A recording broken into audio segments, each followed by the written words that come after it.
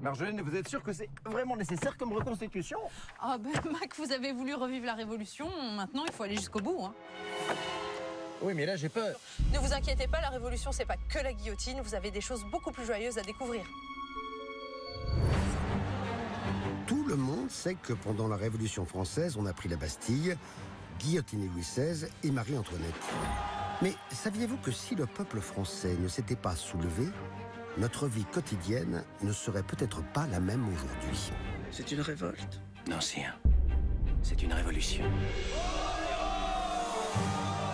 Mac Lesguy va s'immerger dans la vie de nos ancêtres, guidé par Marjolaine Boutet, historienne et maître de conférences à la faculté d'Amiens. Combien ça coûte un pain comme ça? 56 €. C'est hors de prix. Il découvrira le quotidien du peuple en 1789. Il n'y a pas encore de tout à l'égout, on parle plutôt de tout à la rue. Que mangeait-on à l'époque? Comment vivait-on? Je vous amène de la compagnie parce qu'à l'époque on est aussi très sociable. Quand on a une dent à se faire arracher, on va voir le maréchal Ferrand. Pourquoi les conditions de vie des Français ont-elles mené à la Révolution? Quand on est dans une famille noble, on a tout ce qu'il nous faut pour vivre. Quand on fait partie du peuple des paysans, on travaille toute notre vie et on n'a qu'une chose, la misère. Vous allez plonger dans le Paris de 1789 comme jamais auparavant et vous vivrez tous les grands événements de la Révolution française grâce aux témoignages d'historiens du monde entier. Le peuple voit peu à peu Louis XVI non plus comme un souverain, mais comme un ennemi. La révolution est avant tout une inversion des pouvoirs. À partir de maintenant, il n'y a plus de roi en France. Donc Marjolaine, c'est violent ces cris marins. 10 000 têtes doivent tomber ici, en France. Qu'a changé la Révolution dans la vie quotidienne des Français? Les principes de la justice qu'on connaît aujourd'hui sont établis à la Révolution. Notamment avec l'idée de liberté, d'égalité, de fraternité. Article 1er. Les hommes naissent et demeurent libres et égaux en droit. C'est à cette période-là qu'on ouvre les grandes écoles, comme l'école centrale ou Polytechnique. Que nous reste-t-il de cette époque?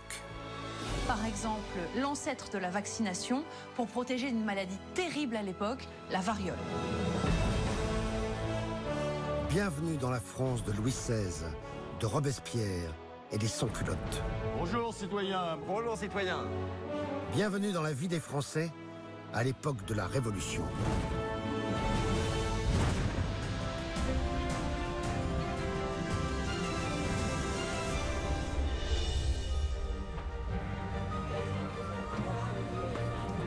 Notre aventure débute en région parisienne, à Villarceau, où des passionnés d'histoire ont reconstitué une rue à l'époque de la Révolution française. Marjolaine, pour moi, la Révolution française, c'est vraiment la terreur, les exécutions, la mort de Louis XVI, les guerres révolutionnaires. C'est vraiment une période sanglante de l'histoire de France. Ça, c'est un des aspects de la Révolution, c'est vrai, mais vous allez voir que c'est aussi une période de joie, de liberté, d'invention extraordinaire. Et je vais vous le montrer grâce à ces reconstituteurs qui sont des passionnés d'histoire et qui vont vous plonger dans la Révolution comme si vous y étiez. Comme ces reconstituteurs, Mac Lesguy va maintenant devenir un Français de 1789. C'est parti. C'est parti.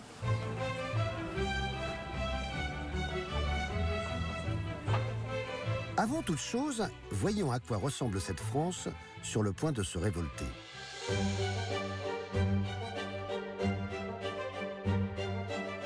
À l'époque, ces frontières ne sont pas encore les mêmes qu'aujourd'hui. À la veille de la Révolution, Nice, la Savoie, Monaco ne font pas encore partie de la France. Il faudra attendre la fin du 19e siècle pour cela. Et puis, il y a aussi des enclaves territoriales qui ne font pas partie de la France. Je pense à Avignon, qui appartient à cette époque-là au pape. La France de 1789 est un royaume. Louis XVI règne sur environ 28 millions de sujets. Je me déclare le premier ami de mon peuple que je me fais gloire de commander par droit divin. La population française se divise en 3 ordres. 1% la noblesse, 1% le clergé et 98% ce qu'on appelle le tiers-État, qui va des artisans aux paysans, aux bourgeois, aux petits producteurs, aux marchands, bref, tous les gens qui ne font ni partie du clergé, ni partie de la noblesse. Depuis des siècles, le tiers-État, essentiellement composé de paysans, subit la domination de la noblesse et du clergé. On est privé de beaucoup de liberté quand on est un paysan et qu'on vit dans les campagnes françaises. Par exemple, on n'a pas le droit de chasser où on veut, on n'a pas le droit de cultiver où on veut, et puis on n'a pas le droit de dire ce qu'on veut. Il y avait des espions partout. Si on parlait contre le roi, contre la justice, contre la police, ben, on avait droit à un séjour en prison. En plus de ce manque de liberté, ce qui caractérise la France d'avant la Révolution, ce sont les inégalités. Pour les nobles qui vivent des impôts que le peuple leur paye, alors qu'eux-mêmes n'en payent pas, tout va bien. Quand on est dans une famille noble, on a tout ce qu'il nous faut pour vivre. On a du temps, de l'argent, des loisirs. On coule sa vie délicieusement. En revanche, quand on fait partie du peuple des paysans, on travaille toute notre vie et on n'a qu'une chose, la misère. Cette misère s'aggrave quelques mois avant la Révolution. Mac Lesguy va en prendre toute la mesure en découvrant le quotidien d'un homme du peuple. Comment les inégalités sociales ont-elles mené à la prise de la Bastille, puis à une révolte nationale? Un premier élément de réponse se trouve dans cette rue reconstituée comme en 1789. C'est cette soupe populaire. Qu'est-ce que c'est? Eh bien, c'est une soupe gratuite pour le peuple. Et qui l'organise? L'Église, des prêtres qui ont quand même à cœur de nourrir la population et qui ne vont pas laisser des enfants mourir de faim. Donc c'est un peu, en quelque sorte, l'ancêtre des Restos du Cœur, on peut le dire. Voilà. Messieurs, je peux goûter? Absolument. Alors, c'est une soupe extrêmement simple. Il n'y a que des légumes, bien sûr, pas de viande, très peu de sel, et quand même un morceau de pain pour vous tenir au corps pour la journée. Oui, c'est un peu une soupe très claire. Hein. C'est pas ultra nourrissant. Ah ben, c'est rudimentaire, mais quand vous n'avez pas d'argent, c'est déjà ça. À la veille de la Révolution, en ville comme à la campagne, même quand on a un salaire, on peut être contraint d'aller à la soupe populaire. Pour un ouvrier qui gagne en moyenne 20 sous par jour, avant même qu'il ait commencé sa journée de travail, tout est déjà dépensé. Parce qu'il faut qu'il paie le loyer, les impôts, les vêtements. À l'époque, une simple chemise coûte l'équivalent de 2 mois de salaire d'un ouvrier. À ces problèmes d'argent s'ajoutent, dans les villes, des conditions de vie quotidiennes qui paraîtraient insupportables aujourd'hui.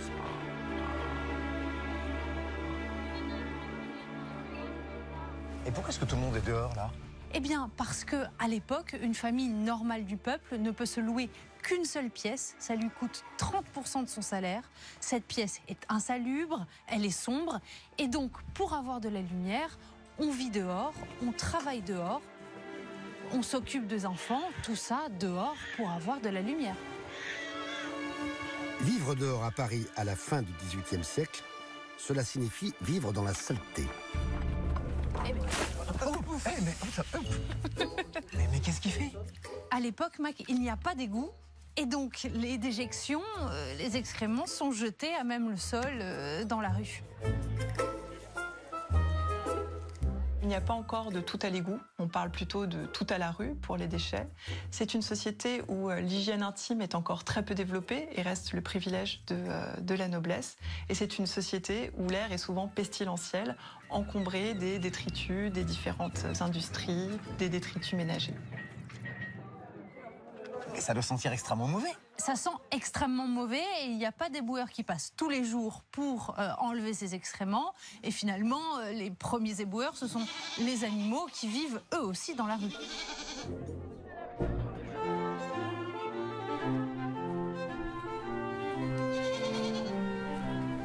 Ah bah attendez, ça ce sont des bourgeoises, c'est ça? Ah, ça, c'est un autre type d'animal.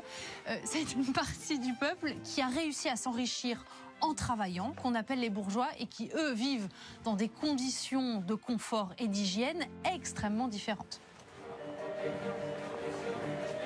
Dans les villes, les bourgeois, les nobles et le peuple vivent tous dans les mêmes immeubles, mais pas au même étage. À l'époque du XVIIIe siècle, on dit plus haut l'étage, plus bas la classe. Les classes nobles sont en général au premier et au deuxième étage, et les classes les plus pauvres sont sous les mansardes. Il faudra attendre la généralisation des ascenseurs, une centaine d'années plus tard, pour que les étages élevés prennent de la valeur. Même si les bourgeois peuvent habiter au même niveau que les nobles, ils n'ont pas leurs privilèges. Ils ont en fait aussi peu de droits que les gens du peuple.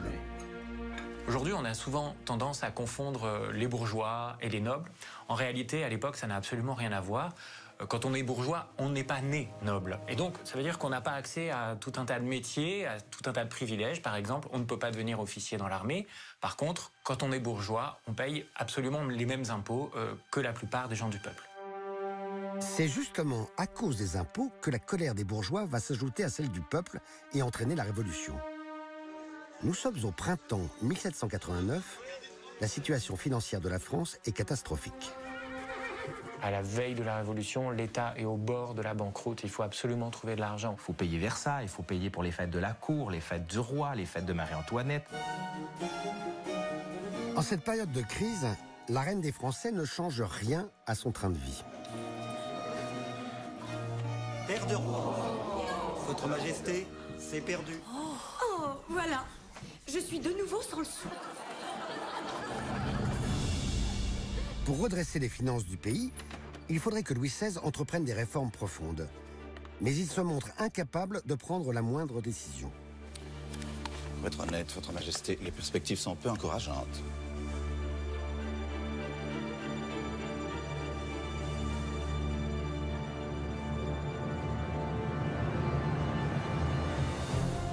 Alors que les nobles et le clergé gardent tous leurs privilèges, le peuple et les bourgeois risquent encore de voir leurs impôts augmenter. Et pendant que dans toute la France, le peuple manifeste sa colère, les représentants des bourgeois réunis à Versailles décident d'en faire autant. Au printemps 1789, les bourgeois et les autres représentants du peuple décident de se désolidariser des institutions de l'Ancien Régime et de créer une Assemblée du peuple. Ils prennent possession d'une salle dans laquelle on pratique un sport très répandu à l'époque, le jeu de paume. Allez, assez joué dehors, messieurs! C'est là qu'ils prêtent un serment qui va entrer dans l'histoire.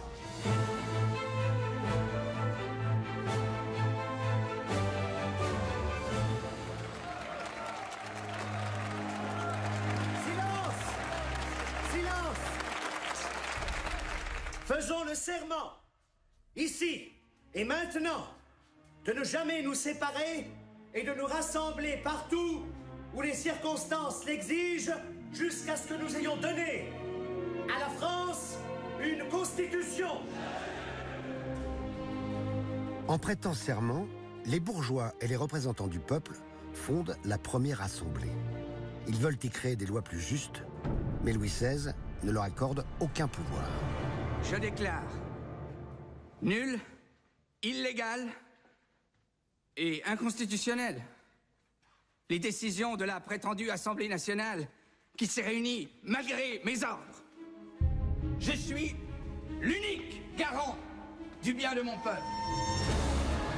3 semaines plus tard, ce pouvoir que le roi refuse au peuple, le peuple va le prendre par la force. Direction Fierville-les-Mines. C'est ici que Maclesguy va découvrir pourquoi, en ce début d'été 1789, la colère du peuple va aboutir à la Révolution française. Un moulin à vent. Marjolaine, pourquoi est-ce que vous m'avez emmené face à un moulin à vent? Quel rapport? Eh bien, Mac, qu'est-ce qu'on fabrique dans un moulin? Dans un moulin, on transforme le grain de blé en farine. Ah, on va aller moudre du grain, c'est ça? Beaucoup mieux que ça. Ce moulin date du XVIIIe siècle.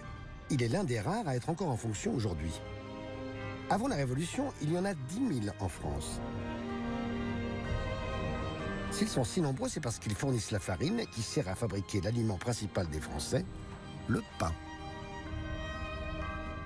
Si aujourd'hui on consomme entre 100 et 200 grammes de pain par jour, sous l'Ancien Régime, le pain est l'aliment de base.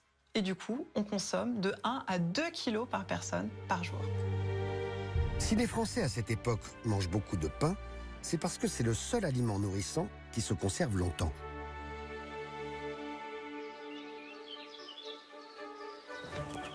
Alors Mac, je vous présente Didier. Bonjour grand Didier. Spécialiste du pain et qui va vous expliquer comment on faisait le pain en 1789. Ah ben grand plaisir. Didier, allons-y. Le pain que Mac va fabriquer dans ce four du XVIIIe siècle est celui que des Français ont dû manger juste avant la Révolution. Un pain dont les boulangers ont modifié la recette, tant le blé était devenu une denrée rare. Un mauvais été en 1788, un hiver rigoureux en 1789 ont considérablement réduit les réserves en blé de la capitale. Et du coup, durant le printemps 1789, les boulangers ont été amenés à faire des mélanges. Pour avoir la même quantité de farine, qui était devenue une denrée très rare, on rajoutait d'autres choses. Qu'est-ce qu'on rajoute? Parfois de la nourriture qu'on donnait aux animaux. Ça c'est quoi? On dirait de l'avoine? Du flocon d'avoine. Ça c'est quoi? Goûtez Mac. Non mais attends, je vais pas goûter ça, c'est quoi? C'est... Oh C'est de la sciure de bois. c'est dégueulasse. Oh. Avoine, argile, son, sciure de bois. Évidemment, seul le peuple en est réduit à acheter ce pain frelaté. Les nobles continuent de s'offrir du pain blanc et pur. Ah oui, c'est du rude, là, hein? ça commence à... Oh, il faut des bras d'acier. C'est super dur. Même frelaté, le pain voit son prix s'envoler non seulement à cause de la pénurie de blé, mais également à cause d'un impôt qui fait particulièrement polémique à l'époque.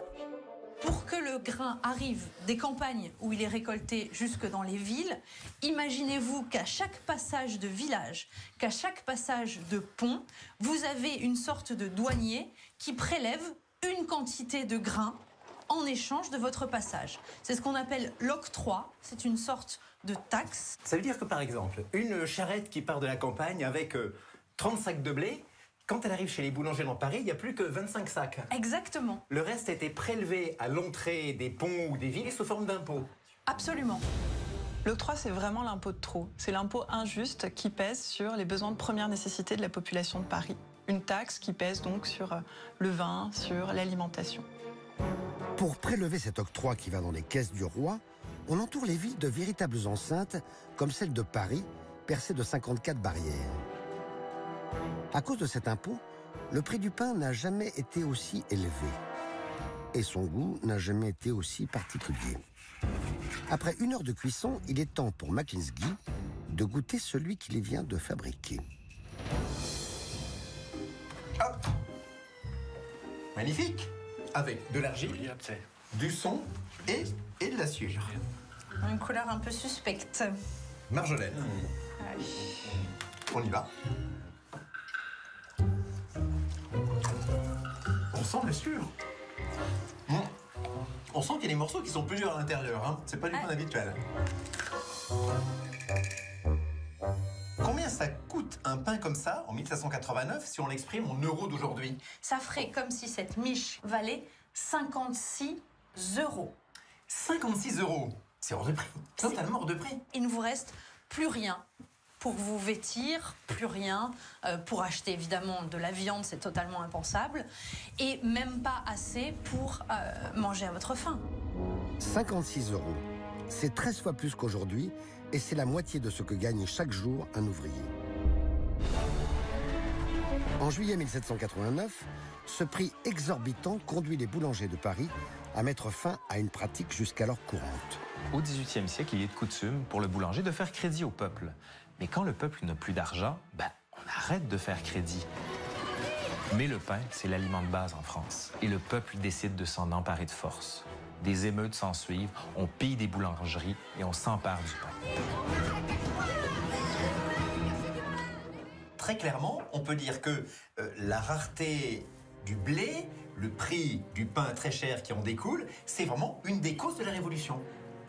Le prix du pain, les taxes sur le pain extrêmement fortes sont l'une des causes de la Révolution française.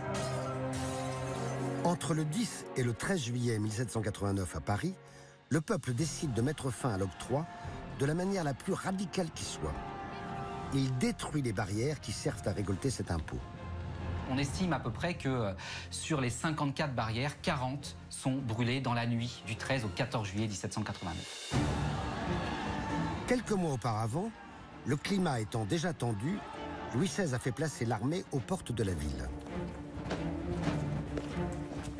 Il faut imaginer qu'il y a 30 000 hommes qui arrivent tout autour de Paris et de Versailles. Et évidemment, ça sème la panique. On pense que le roi veut éventuellement écraser Paris. Face à cette menace, le peuple parisien décide de se défendre.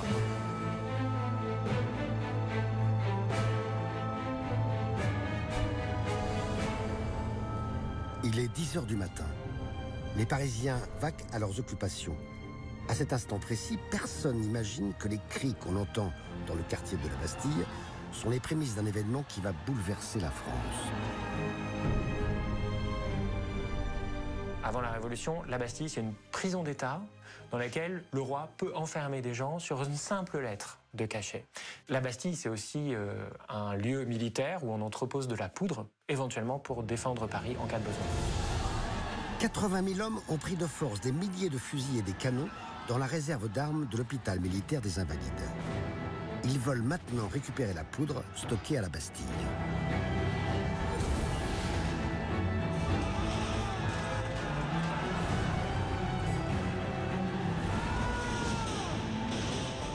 À la fin de la journée, au terme d'une bataille acharnée qui fait de nombreuses victimes, la Bastille est prise.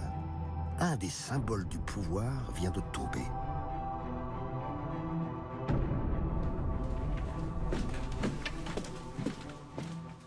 Sire. Qu'y a-t-il? Sire, les Parisiens ont pris la Bastille. Pris la Bastille? Pourquoi? C'est une révolte? Non, sire. C'est une révolution. Comment une révolte parisienne a-t-elle pu devenir une révolution nationale? Après la prise de la Bastille, Louis XVI décide de ne pas réprimer l'insurrection. De ce fait, les bourgeois comprennent qu'ils ont les mains plus libres et qu'ils peuvent peut-être faire tomber définitivement l'Ancien Régime. Comme le peuple et les paysans, les bourgeois font partie du tiers-État.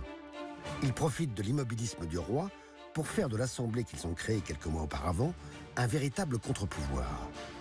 À partir de maintenant, même si Louis XVI règne toujours, son rôle va être de plus en plus limité. Désormais, le roi n'est plus un roi absolu. Il n'est plus seul à prendre des décisions et en particulier à faire la loi. C'est le début d'une période qui va durer 10 ans et qui va bouleverser de fond en comble la société française et le quotidien de nos ancêtres. 3 semaines à peine après la prise de la Bastille, les nouveaux députés votent une première loi totalement révolutionnaire. Je propose que tous les privilèges et les droits de la noblesse soient abolis. La conséquence principale de cette abolition des privilèges, c'est d'abord le fait que le peuple maintenant a le droit de chasser sur des terres. Le peuple a le droit d'utiliser le moulin sans payer de taxes aux seigneurs. Et surtout, le peuple ne travaille plus gratuitement pour ses seigneurs. À présent, le pouvoir n'est plus détenu par les 2% de la population que sont les nobles et le clergé, mais bien par les 98% que sont le peuple et les bourgeois. La Révolution est avant tout une inversion des pouvoirs. Cette inversion des pouvoirs va avoir des conséquences dans tous les domaines, à commencer par la manière dont on s'habille. Une nouvelle révolution est en marche.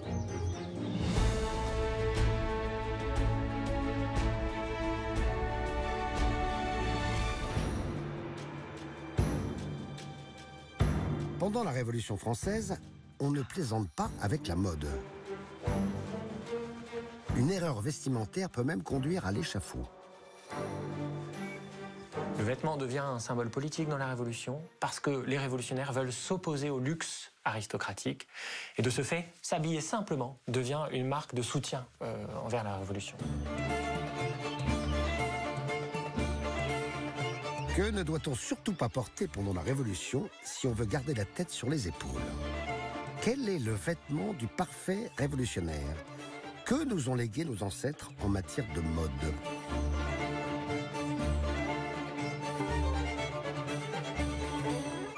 Mac, je vous présente Guillaume, historien du costume. Il va vous aider à vous mettre dans la peau d'un vrai révolutionnaire. Ah, très bien. Oui, parce que là, donc, j'ai un costume de noble, typique, début de la Révolution. Qu'est-ce que je dois changer ou enlever? Tout.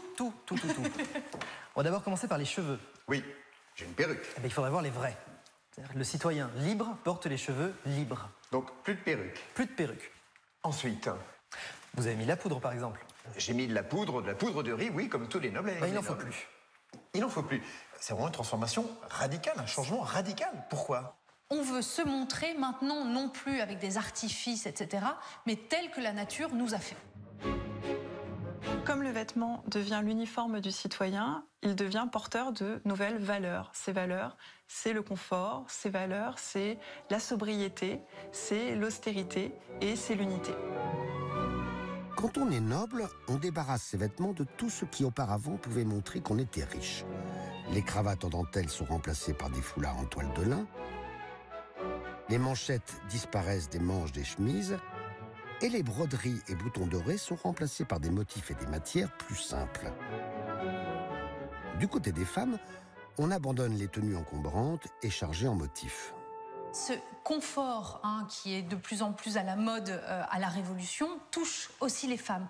On va se débarrasser de tous les ornements, de toutes ces dentelles, de toutes ces perruques, du maquillage aussi qui devient beaucoup plus simple. Et on arrive à une silhouette finalement un peu plus sobre. On garde un corset mais plus lâche pour permettre de davantage respirer. Et là aussi, on essaye d'être plus naturel. Chez les nobles et les bourgeois, la recherche du naturel entraîne un changement conséquent. Leur culotte est le signe distinctif de leur privilège. Pour faire profil bas, ils la font faire dans des tissus plus simples et beaucoup d'entre eux la remplacent par un vêtement qui fait aujourd'hui partie intégrante de notre quotidien, un vêtement que le peuple porte déjà depuis longtemps. Le pantalon. Le pantalon.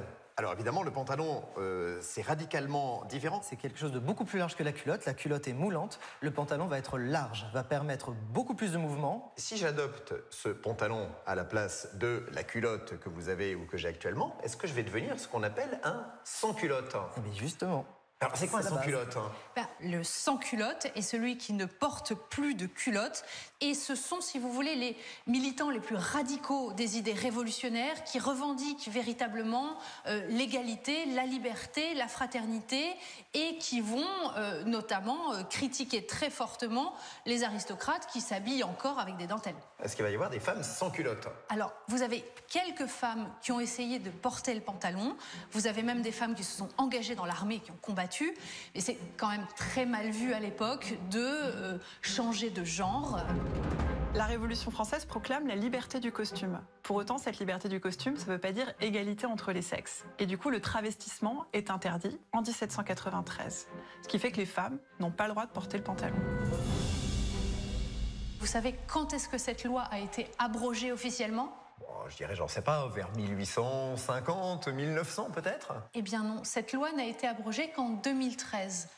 Normalement, jusqu'en 2013, pour porter un pantalon, j'aurais dû demander l'autorisation à la préfecture de police pour des raisons de santé ou parce que je voulais monter à bicyclette ou à cheval.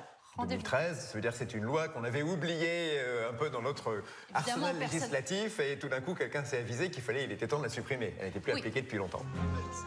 Pendant la Révolution, vont tout de même apparaître des symboles qu'hommes et femmes pourront tous porter, comme ce bonnet. Si vous êtes du côté de la nation, mettez le bonnet des patriotes. Le bonnet phrygien. D'où ça vient ce bonnet phrygien? C'était sous l'Antiquité le symbole des esclaves affranchis. Et donc à la Révolution, on ressort ce symbole issu de l'Antiquité pour montrer que le peuple a retrouvé sa liberté. L'autre grand symbole de la Révolution, c'est la cocarde tricolore. Tricolore composé du bleu et du rouge de la ville de Paris et du blanc de la royauté.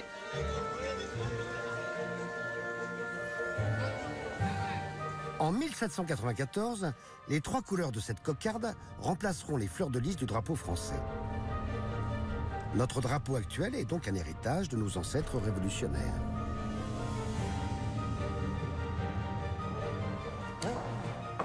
Et voilà. Marjolaine, que pensez-vous de cette tenue de révolutionnaire? Vous êtes vraiment superbe.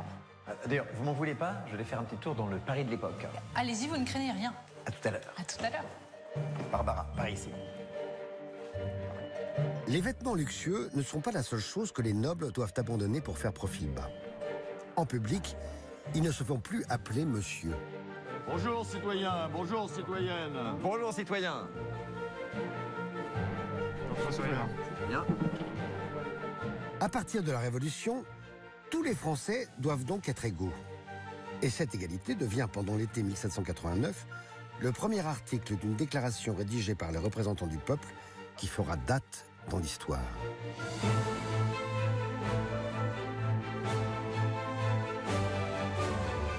Entre 1789 et 1791, les représentants du peuple vont mettre en place les bases de notre société moderne, notamment avec l'idée de liberté, d'égalité, de fraternité. Les représentants du peuple rédigent notamment la liste des droits naturels et fondamentaux de tous les citoyens, quels qu'ils soient. Ils l'appellent la Déclaration des droits de l'homme et elle comporte 17 articles. Article 1er. Les hommes naissent et demeurent libres et égaux en droit. Égalité entre tous, liberté d'expression, justice équitable, reconnaissance de la nation, entre autres. Elle est achevée le 26 août 1789. Très vite, les élus du peuple mettent ces articles en application. Ils prennent alors des décisions qui ont de lourdes conséquences sur le quotidien des Français. Une en particulier. Les révolutionnaires décident d'interdire les corporations de médecins, les facultés de médecine, parce qu'à cette époque, pour pouvoir y rentrer, eh bien, il faut avoir des privilèges. Et ça, c'est jugé inacceptable. Pendant la Révolution, plus besoin de diplôme. À côté des médecins établis, n'importe qui peut exercer. Mais au fait, où en est la médecine à l'époque ?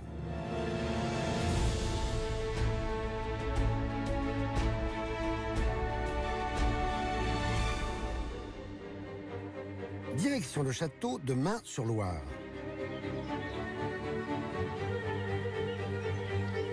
C'est ici que Mac Lesguy va tester la médecine de la Révolution française et découvrir ce qu'elle a légué à notre médecine moderne. À l'époque, quand on est malade, appeler le médecin n'est pas forcément la meilleure idée. La grande mode à l'époque, c'est la pose de ventouse. Et pour ça, Jocelyne, spécialiste de l'histoire de la médecine et de la pose de ventouse, va vous montrer ce que ça fait. Ah ça, je serais curieux de tester. Jocelyne, je suis à vous. Eh bien, allons-y alors. Utilisé depuis le XVIIe siècle, le soin aux ventouses consiste à enlever l'air de petits pots en verre en chauffant l'intérieur, puis à les placer sur la peau du malade. Mais alors, comment ces ventouses peuvent soigner ma bronchite? Eh bien, si vous avez une bronchite, c'est que vous avez eu une humeur maligne. Une humeur maligne, d'accord. Absolument. Donc cette humeur, on va l'enlever, on va l'expédier à l'extérieur. Pour cela, les ventouses vont attirer votre peau, attirer votre humeur maligne, et donc la faire sortir de votre corps et vous guérir. Pendant la Révolution, la médecine est toujours basée sur la théorie des humeurs émise 2000 ans plus tôt par Hippocrate, un médecin grec de l'Antiquité. Selon cette théorie, le corps est composé de 4 liquides. La bile noire, la bile jaune, la lymphe et le sang. Et si ces 4 liquides sont en bon équilibre, à ce moment-là, le corps est en bonne santé. Si un déséquilibre survient, à ce moment-là, on a ce qu'on appelle une saute d'humeur, c'est-à-dire une crise, une maladie. On ne connaît donc toujours pas l'existence des microbes. On attribue ma bronchite à une humeur maligne et on essaie, par la ventouse, d'attirer cette humeur maligne vers l'extérieur du corps. Tout à fait. Oui, c'est une médecine qui ne servait à rien du tout pour toutes les indications de maladie. Est-ce que ça veut dire, Marjolaine, que sous la Révolution, la médecine ne fait aucun progrès? Évidemment, les microbes, on ne soupçonne pas leur existence. Néanmoins, à la Révolution, il y a quand même de grandes avancées. Par exemple, la variolisation, c'est en quelque sorte l'ancêtre de la vaccination pour protéger d'une maladie terrible à l'époque, la variole. La variolisation est un procédé importé d'Angleterre par un médecin d'origine suisse, Théodore Tronchin. Elle consiste à inoculer une souche faible du virus de la variole à une personne saine pour l'immuniser contre la maladie. C'est pendant la Révolution que le procédé se répand, faisant reculer la variole. Avant la variolisation, on estime que la variole fait environ 14 000 morts à Paris en un an. Un siècle plus tard, au moment où finalement les campagnes de variolisation ont été faites, eh bien, on divise les morts par 3. Un autre grand médecin de la période révolutionnaire, c'est le docteur Pinel, qui est le père de la psychiatrie moderne, puisque c'est le premier à ne pas enfermer les fous au fond des cachots comme on le faisait à l'époque, mais à essayer de les soigner, puisqu'il estime qu'ils sont atteints de maladies mentales. Auparavant, les fous étaient considérés comme des individus dangereux et ils finissaient leur jour en prison. Fils d'un chirurgien, devenu médecin avant la Révolution, Philippe Pinel ne s'est pas contenté de les faire libérer. D'abord, il va permettre une meilleure connaissance de ce qu'on appelle la folie. Il va construire la classification des types de maladies psychiatriques. D'autre part, il va avoir un rôle très important dans la thérapie, mettant fin à des pratiques considérées comme barbares, comme la saignée, et au contraire privilégiant de nouvelles pratiques thérapeutiques, faire chanter les aliénés, les faire jouer. Bref, réintégrer le fou dans la communauté civique. Quant aux ventouses, si elles sont toujours utilisées aujourd'hui en médecine traditionnelle, c'est uniquement pour détendre les muscles. C'est pas désagréable finalement, on sent une petite sensation de chaud, ça vous tire. C'est pas désagréable ces ventouses? Non, ça ne fait pas de mal. Ça va, y a pas de marque? Impeccable. Bon, je vous fais confiance, hein. Seuls les bourgeois et les nobles ont les moyens de se payer les services d'un médecin. Quand on fait partie du peuple, on se débrouille avec les moyens du bord. Et c'est d'ailleurs bien souvent aussi efficace. Quand on n'a pas les moyens des nobles et des bourgeois, à ce moment-là, on va voir le rebouteux qui peut vous soigner avec des herbes, par exemple, ou quand on a une dent à se faire arracher, on va voir le maréchal Ferrand. Alors évidemment, c'est beaucoup plus artisanal, mais ça coûte beaucoup moins cher. Sous la Révolution, après que les élus du peuple aient fermé les écoles de médecine, nombreux sont ceux qui profitent de l'autorisation d'exercer sans diplôme pour se remplir les poches. Les médecines alternatives sont en plein essor. Le bourreau aussi peut exercer la fonction de médecin. Il est proche des morts, il est considéré comme ayant un petit peu un pouvoir magique. Et en plus, il est propriétaire du corps des condamnés. Et du coup, il peut revendre de la graisse des condamnés, il peut vendre des morceaux de la corde des pendus. La médecine alternative la plus répandue est la fabrication de potions. On la pratique dans des herboristeries comme celle du château de Main-sur-Loire.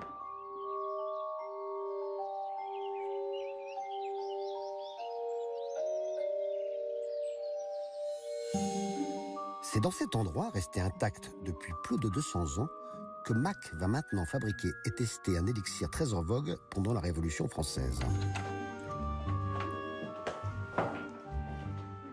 Jocelyne? Oui? Comment s'appelle ce remède qu'on va fabriquer? Alors, c'est l'élixir de longue vie, car il prête longue vie à celui qui le boit. Il est censé rallonger la durée de vie, qu'est-ce qu'il fait d'autre? Et puis, il est censé tout soigner, du corps aux pieds, à la migraine, aux difficultés pour avaler, pour digérer, que sais-je encore. Ces potions sont les ancêtres de nos médicaments. Comme eux, elles sont faites à base de plantes. Alors, qu'est-ce qu'il y a là-dedans? Diverses plantes? Voilà, nous avons diverses choses. Nous avons du tilleul, nous avons vraiment un petit peu de tout. Un mélange de plantes? Oui. Alors, qu'est-ce qu'on va faire avec tout ça? Et tout d'abord, vous allez peut-être en préparer un petit peu. Regardez, je vous mets un petit peu de plantes et essayez de faire un bel apothicaire. Je le bois, comme ceci. Aloès, tilleul, rhubarbe, gentiane, thériaque de Venise. Ces ingrédients aux noms familiers ou exotiques ont tous un point commun. Aucun ne permet d'allonger la vie. Mais nos ancêtres aimaient expérimenter. Tout était permis, même les choses les plus improbables. À l'époque, on aime aussi tout ce qui est nouveau et notamment ce qu'on ne voit pas. Et vous avez un grand charlatan de l'époque qui s'appelle Mesmer, qui prétend soigner les gens en les plaçant dans des baquets. Il leur fait tenir une corde et il prétend que le magnétisme animal que chacun dégage vont se propager et que ça va les aider à se sentir mieux. Ça a un succès fou au XVIIIe siècle. Bien qu'interdit dès 1784, le mouvement du mesmérisme se prolongera jusqu'au début du XIXe siècle.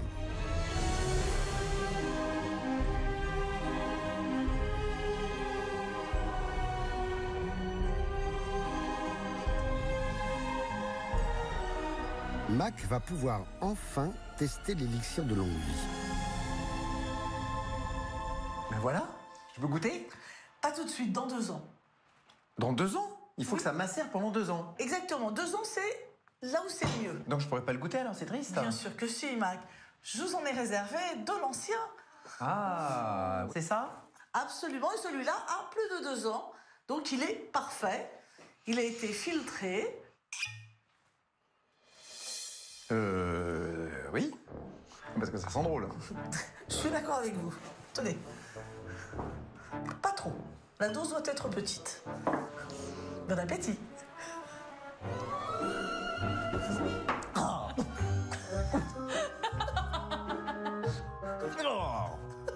J'ai jamais rien bu d'aussi... c'est âcre, c'est amer, c'est affreux.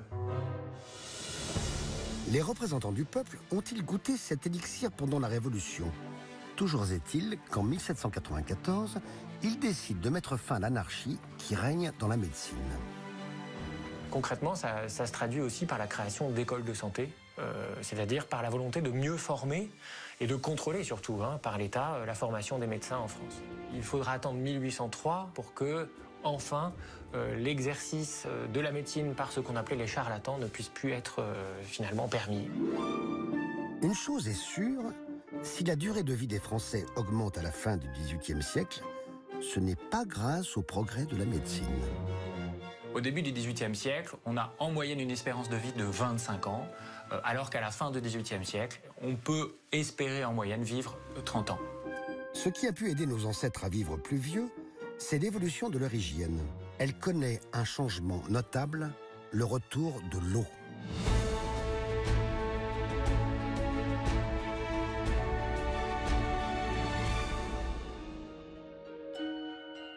Au début de la Révolution, les Français redécouvrent une pratique qui avait été abandonnée depuis le Moyen Âge.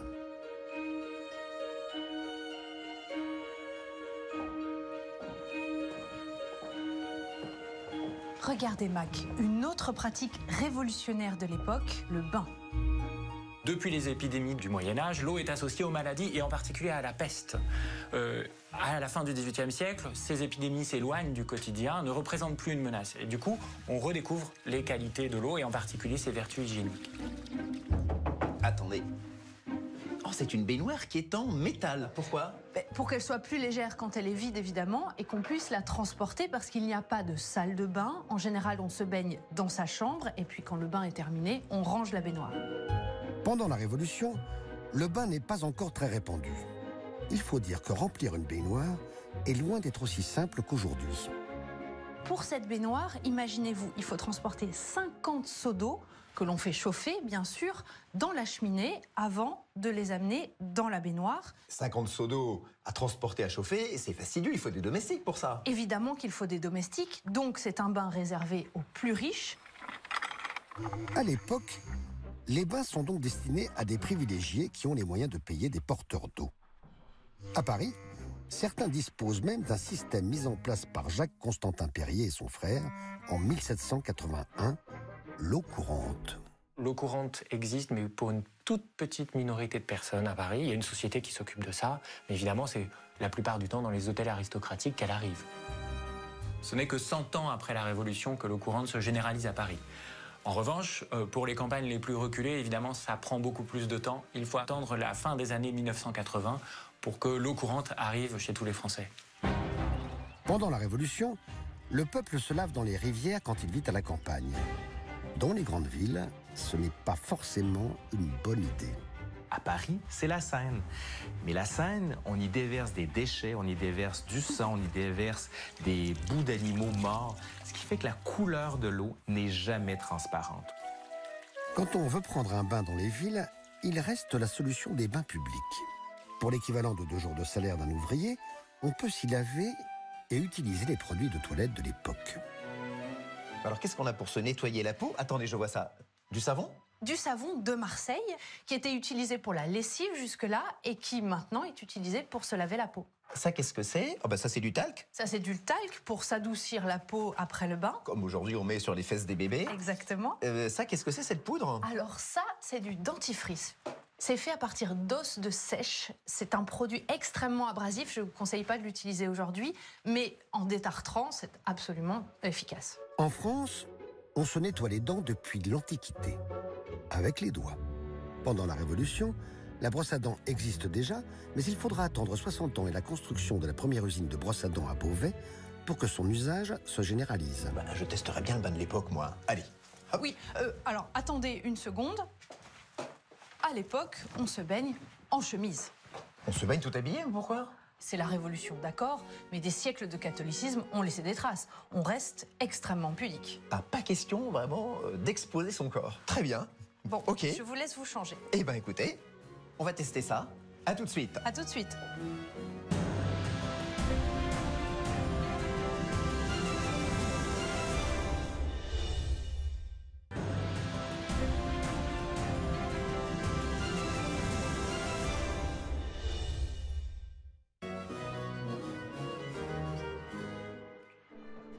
Alors, elle est bonne? Ah Marjolaine, c'est divin, cette baignoire est extrêmement confortable. Vous pouvez me passer l'éponge s'il vous plaît? Oui. Eh bien, si je peux me permettre, il vous manque encore un petit quelque chose. Ah bon?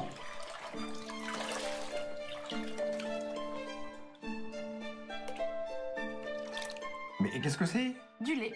Du lait? Mais pourquoi vous mettez du lait, Marjolaine? C'est pour adoucir la peau? Aussi, mais surtout pour rendre l'eau un peu plus trouble.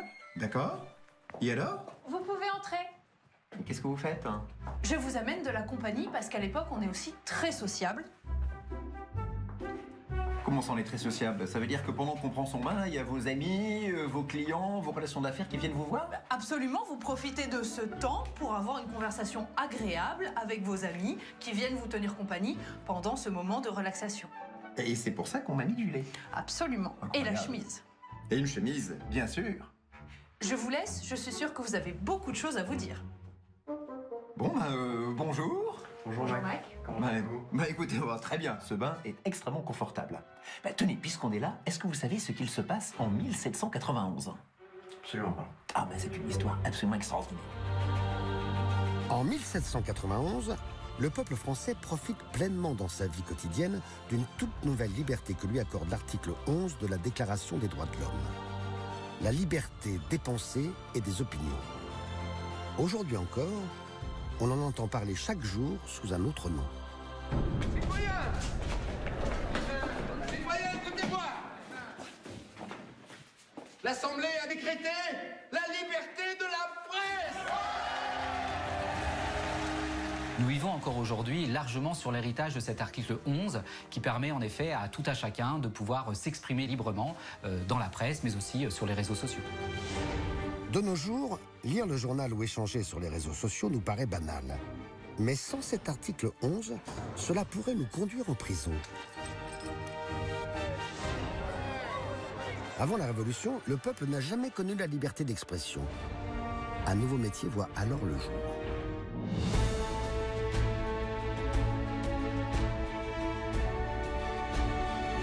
Avant la Révolution française, on estime à une dizaine de journaux qui sont diffusés sur l'ensemble du royaume de France.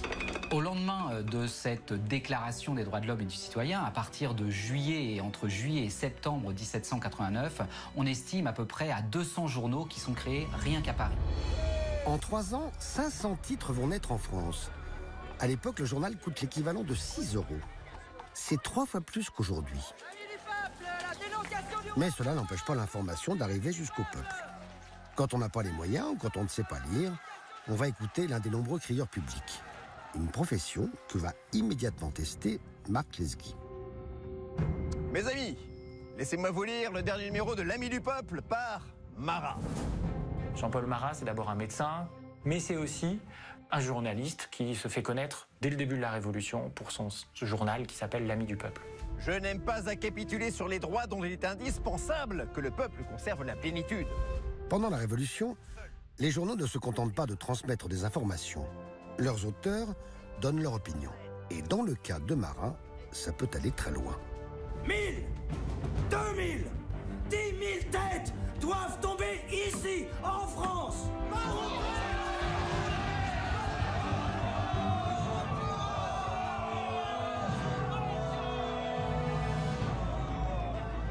Donc, Marjolaine, c'est violent ces cris marins. Il n'y a pas de limite, on peut tout écrire à l'époque? Mais oui, la Déclaration des droits de l'homme et du citoyen de 1789 établit la liberté de la presse, la liberté d'expression. Donc à partir de là, on a le droit de tout dire. Et des gens comme Marat vont avoir justement des discours extrêmement violents pour provoquer, vous le voyez, la population, la faire réagir et faire avancer les idées de la Révolution. Les propos de Marat lui coûteront la vie. Jugeant que ses écrits sont responsables de nombreuses morts, une jeune royaliste de 25 ans, Charlotte Corday, met fin à ses activités de manière définitive.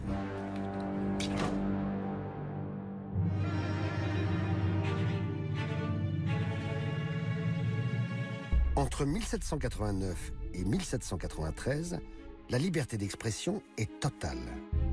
Les cibles principales des journalistes sont l'aristocratie et Louis XVI. En juin 1791, le roi commet un acte qui va entraîner la colère de toute la presse française.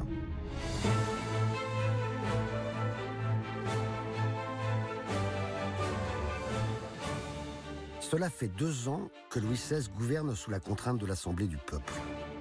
En fuyant Paris, il compte rejoindre ses partisans regroupés en Lorraine. De là, il espère lancer une contre-révolution avec l'aide éventuelle de l'Empire d'Autriche. Mais sa fuite est stoppée à Varennes, à 250 km à l'est de Paris.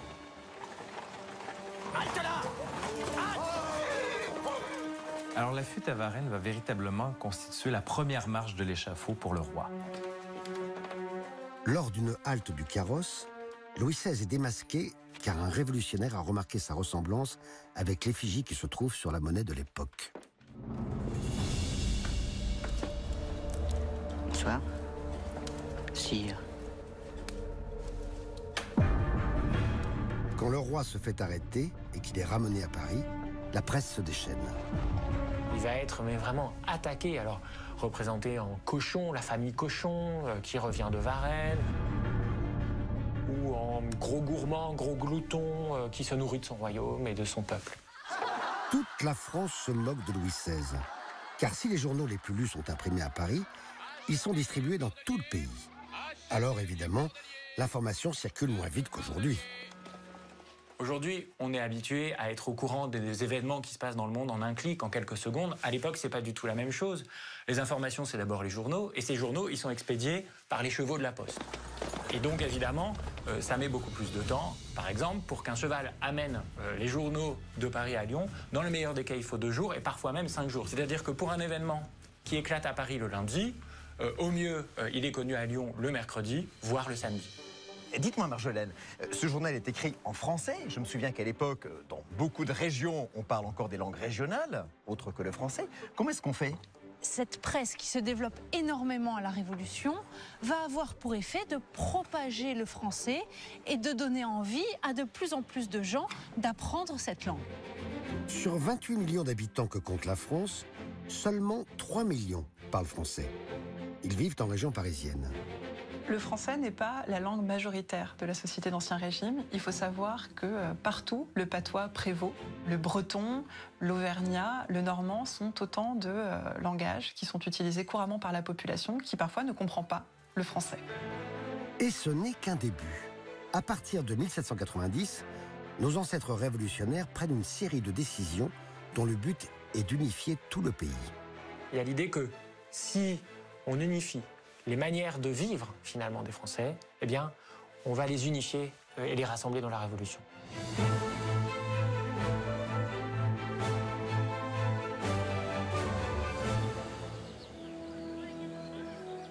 Ce système est censé remplacer les 490 unités de mesure différentes qui coexistent en France. Mais ce changement ne va pas se faire en un jour, comme Mac va s'en apercevoir. Au revoir, citoyen. Par exemple, quand il s'agit d'acheter du tissu... On voudrait 2 mètres. Je ne vends pas en mètres. Comment ça, vous n'avez pas en mètres? Vous vendez en quoi, alors? Je vends en aune. En aune? Ah, oui. Qu'est-ce que c'est qu'une aune? Une aune, c'est 3 pieds. Une aune, c'est 3 pieds. Mais un pied, c'est quoi? 12 pouces. Un pied, c'est 12 pouces. Attendez, des pouces, des pieds, des aunes. Qu'est-ce que c'est que ce système? C'est un système très ancien de mesure fondé sur le corps humain. Regardez, un pouce, environ 2,5 cm. D'accord. Un pied, environ 30 cm. Oui. Et donc, une aune qui fait 3 pieds. 90 cm. Exactement. Et en plus de ça, vous avez des zones différentes selon les villes. Vous voulez dire que, par exemple, dans chaque ville. L'aune de Paris n'a pas la même longueur? Celle de Bordeaux ou de Lyon, non? Ouais, c'est très compliqué. C'est très compliqué. Et dès le début de la Révolution, l'Assemblée nationale décide de mettre en place un nouveau système qu'on appelle le système métrique. Cette tâche est confiée à l'Académie des sciences. Elle crée le mètre, le kilogramme et le litre. Si on crée ces unités universelles, c'est pour faciliter la relance de l'économie. Mais alors attendez, parce qu'on est au cœur de la Révolution, pourquoi est-ce que vous, Françoise, vous continuez à me vendre du tissu en aune et pas en mètre? Parce qu'il faut s'habituer. Rappelez-vous, Mac, le passage à l'euro.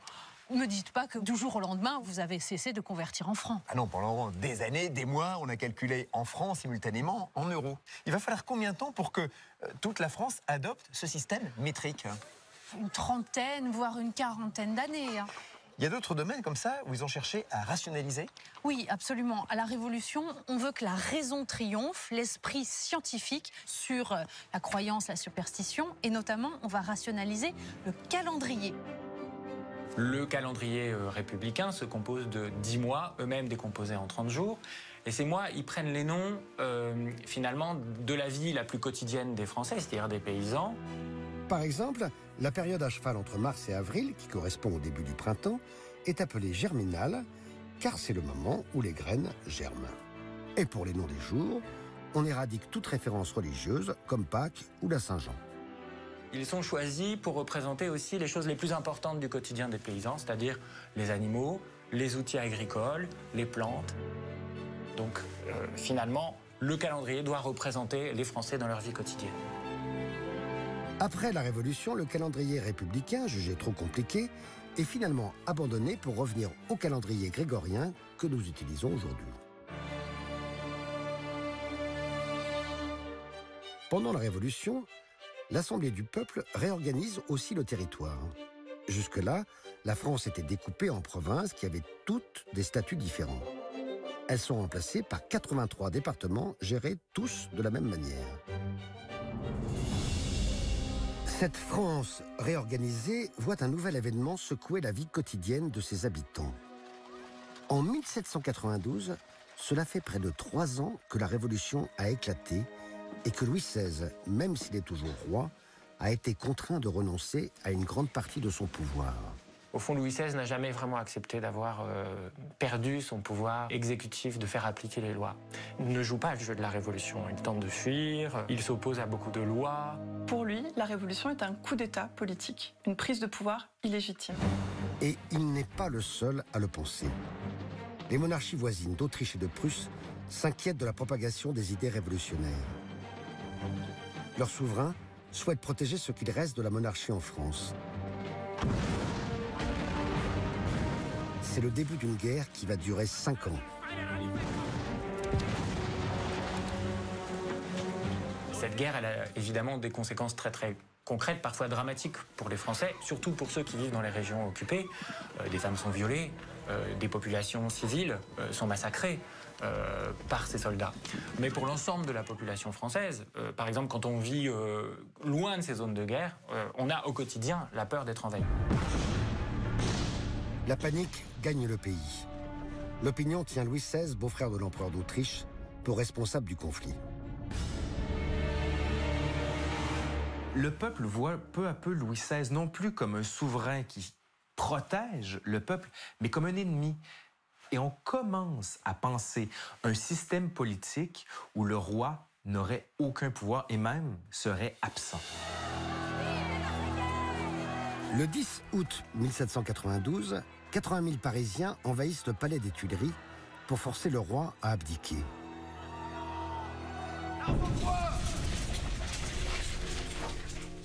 Voyez vous-même, madame. Tout Paris, madame.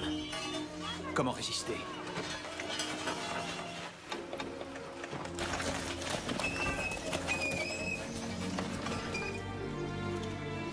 Acculé, Louis XVI se réfugie avec sa famille à l'Assemblée nationale qui lui garantit sa protection.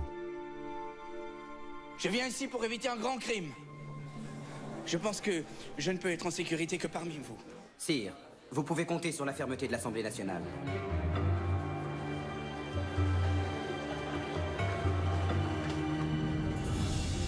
Trois jours plus tard, sous la pression du peuple parisien, le roi et sa famille sont emprisonnés à la tour du Temple.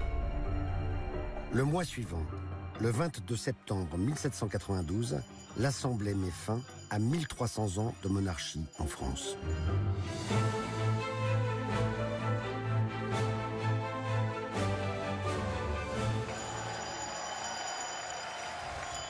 ce jour mémorable, la monarchie est abolie en France. Quand la République est déclarée, le roi n'a plus de pouvoir. Il est devenu un citoyen comme un autre, Louis Capet. On considère qu'il a mis à mort des tonnes de gens, qu'il a enfreint les règles de la Constitution et donc, il doit faire face à ses crimes, il doit être jugé.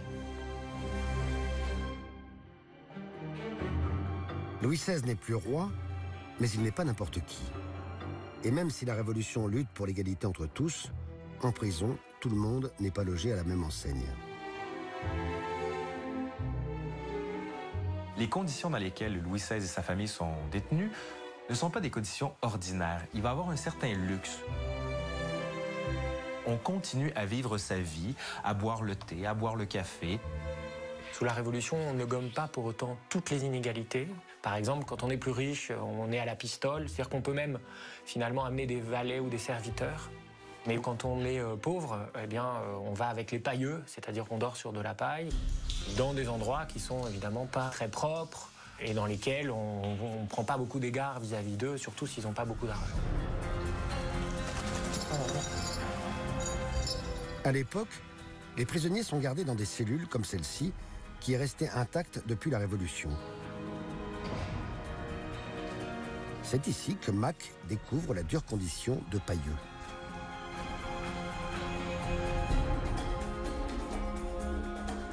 Dites-moi, Marjolaine, qu'est-ce qui change pour un prisonnier pendant la Révolution? Par rapport à l'Ancien Régime, c'est quand même beaucoup mieux. Vous êtes en un seul morceau, aucun de vos membres n'est cassé, vous n'avez pas eu les ongles arrachés. Les ongles arrachés? Pourquoi j'aurais eu les ongles arrachés? Parce que sous l'Ancien Régime, les interrogatoires se font systématiquement sous forme de torture, parce qu'on pense que la douleur garantit la sincérité de vos aveux. Avant la Révolution, la torture était systématique lors des interrogatoires. Après la Révolution, la justice devient plus équitable. Dorénavant, quand on est devant la justice, on sait pourquoi on est arrêté. On a droit à un procès public devant tout le monde. Et on connaît la sentence après délibération d'un jury. Il est de mon devoir de vous informer que la Convention a pris la décision de vous assigner devant un tribunal. L'accusation sera portée à votre connaissance en bonne forme et en son temps. Vous avez la possibilité de choisir votre avocat. Ainsi soit-il. Donc, à partir de la Révolution, évidemment, c'est plus la justice du roi, ça devient la justice du peuple, comme aujourd'hui. Absolument. Les principes de la justice qu'on connaît aujourd'hui sont établis à la Révolution. Avant, ça n'existe absolument pas. Sous l'Ancien Régime, vous pouviez être soumis à la justice royale ou à la justice divine. Le clergé aussi pouvait vous enfermer, vous torturer et parfois vous tuer. L'Assemblée du peuple vote de nombreux changements. Désormais, les juges ne viennent plus de la noblesse, ils sont élus. Ils ne jugent plus de manière arbitraire, mais en suivant les lois du premier code pénal, rédigé en 1791. Ces lois en 1791 que l'on crée sont extrêmement modernes. Par exemple, le droit au divorce, la dépénalisation de l'homosexualité ou encore le droit à la légitime défense. Autre grande avancée de notre société, le mariage est dorénavant civil, il n'est plus uniquement religieux. Le premier code pénal a posé les bases de notre justice moderne. La gratuité, le droit à un ou plusieurs avocats, le droit de faire appel et surtout l'égalité. Si la justice est équitable pour le peuple, pour les adversaires de la Révolution comme Louis XVI, elle est beaucoup plus dure. En décembre 1792, le roi déchu est jugé non par un tribunal populaire, mais par les députés eux-mêmes. Tentative de corruption des députés. Tentative d'évasion. Massacre du Champ de Mars. Non, monsieur, ce n'est pas moi. Le sang des citoyens a été versé au Champ de Mars. Qu'avez-vous à dire? Je déclare que j'ai la conscience tranquille. Alors là, il exagère. Le procès ne dure que 16 jours. S'ensuit un débat qui aboutit le 15 janvier à un verdict sans appel.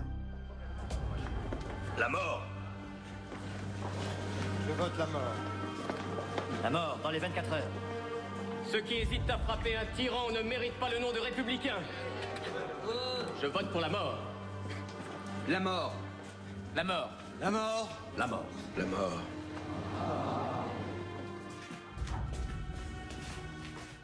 Mac Lesguy va maintenant vivre les derniers instants de Louis XVI. Comme lui, il va être préparé pour l'échafaud. Eh bien, on va vous lier les bras derrière le dos pour bien vous cambrer, parce que vous allez subir la toilette du condamné. Comme énormément de gens à la Révolution, où on va guillotiner, si on peut dire, à tour de bras. Il faut dire que le climat est très tendu en France. En plus de la guerre contre l'Autriche, le fossé se creuse entre les révolutionnaires parisiens et la province. Lyon, Marseille, la Bretagne et surtout la Vendée, fidèles à la monarchie, entrent en révolte. Citoyen président, je demande la parole. À Paris, Robespierre, le député d'Arras, est devenu l'un des dirigeants les plus influents de la Révolution. Je suis né pour combattre le crime, et non pour le gouverner. Robespierre, c'est celui qui veut, dans un contexte très difficile, protéger à tout prix la République, quitte à faire voter des lois d'exception et très très dures.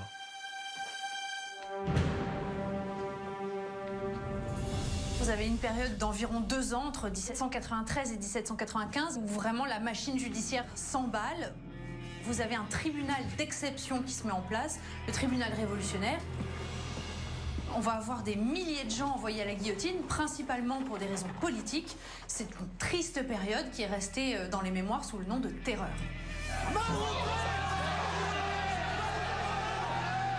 Pourquoi moi?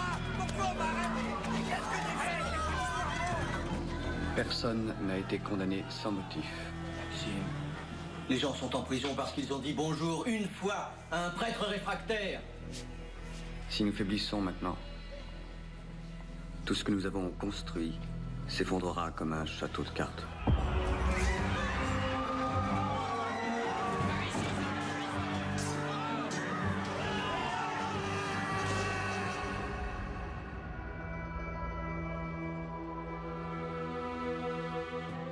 Une fois que le condamné à mort a les mains liées, on dégage sa nuque en taillant le col de sa chemise et ses cheveux, afin que rien ne puisse ralentir la lame qui va le décapiter. Il est temps. Mac Lesguy est maintenant prêt à tester l'invention du docteur Guillotin.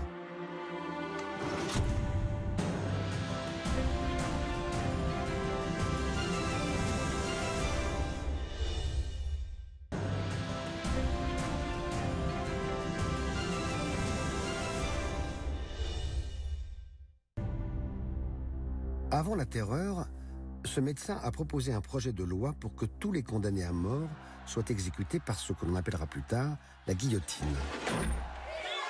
Ironie du sort, il avait présenté cette invention à Louis XVI juste avant la Révolution. La guillotine n'est pas une vraie invention de Guillotin, il s'inspire de plusieurs machines qui sont déjà utilisées depuis longtemps en Écosse, dans les pays germaniques, même en Italie. C'est propre, rapide et efficace. Guillotin, il perfectionne un tout petit peu les modèles qui existent jusqu'ici, le rend un peu plus performant. Et puis surtout, comme médecin, il s'intéresse particulièrement à la souffrance éventuelle du condamné, donc il s'assure que la lame coupe rapidement la tête. Si je ne supportais plus les potences, avec mon illustre confrère, le chirurgien Louis, nous avons donc pensé à cette machine. Les condamnés seront décapités par l'effet de ce simple mécanisme. On ne sent pratiquement rien. Tout au plus, l'impression d'un souffle d'air frais sur la nuque. Je suis impressionné, monsieur Guillotin.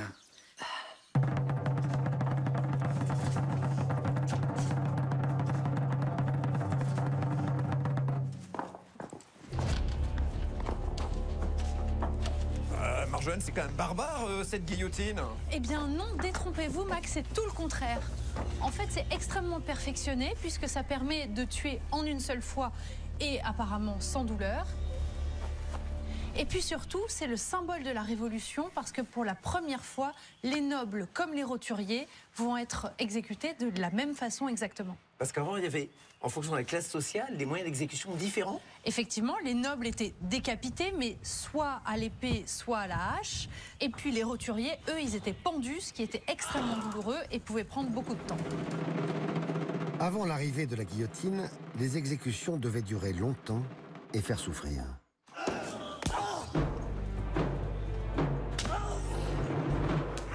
Avant la guillotine, finalement, pour le peuple, c'était une sorte d'habitude d'assister aux exécutions parce qu'elles étaient publiques. Mais petit à petit, ça change à la fin du XVIIIe siècle et de plus en plus, les gens sont dégoûtés par cette violence qu'ils voient. Et donc la guillotine, c'est une réponse aussi à un dégoût du spectacle de la mort violente et lente. Le 21 janvier 1793, Louis XVI est lui-même victime de l'instrument qu'on lui avait présenté quelques années plus tôt. Nous sommes sur la place de la Révolution, qui est aujourd'hui la place de la Concorde.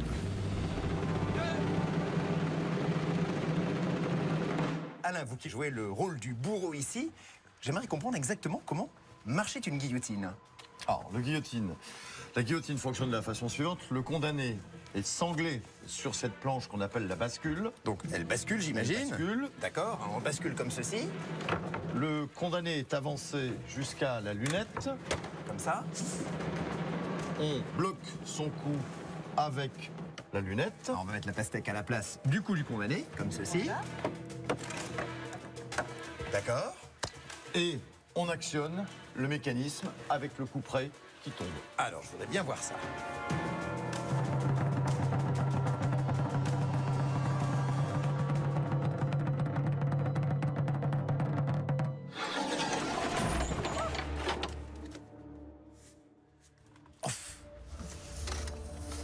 Impressionnant, hein?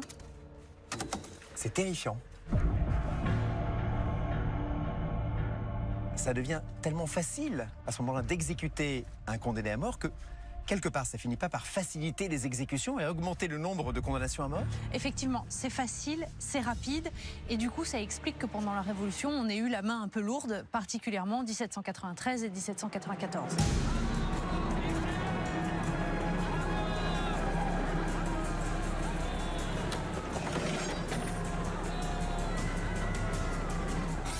Paradoxalement, cette machine qui normalement est censée humaniser la mort, l'accélère.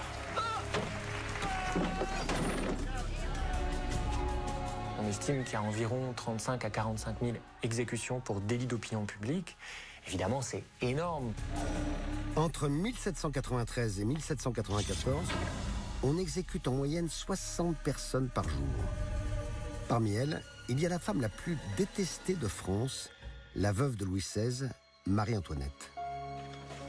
Elle est condamnée à mort après 4 jours d'un procès surréaliste au cours duquel le tribunal révolutionnaire n'hésite pas à multiplier les fausses accusations, allant même jusqu'à faire d'elle une mère incestueuse.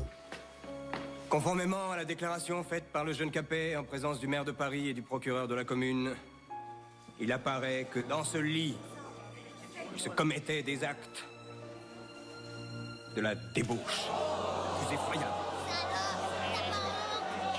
Accusé, qu'avez-vous à répondre? Je ne répondrai pas, parce que la nature elle-même rejette une telle accusation. Marie-Antoinette est jugée coupable de trahison et exécutée le 16 octobre 1793.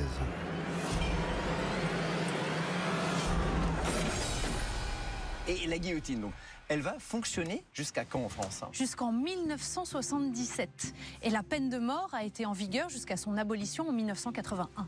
Donc la guillotine aura servi quasiment 200 ans de l'histoire de France. Presque 200 ans. C'est impressionnant, hein? Tout à fait. Pendant la période de répression politique qu'on appelle la Terreur, la guillotine n'est pas le seul moyen de lutter contre les ennemis de la République. Nos ancêtres révolutionnaires pratiquent aussi la prévention. Pour cela, ils n'hésitent pas à empiéter sur un domaine jusqu'alors réservé à l'Église, l'école. Il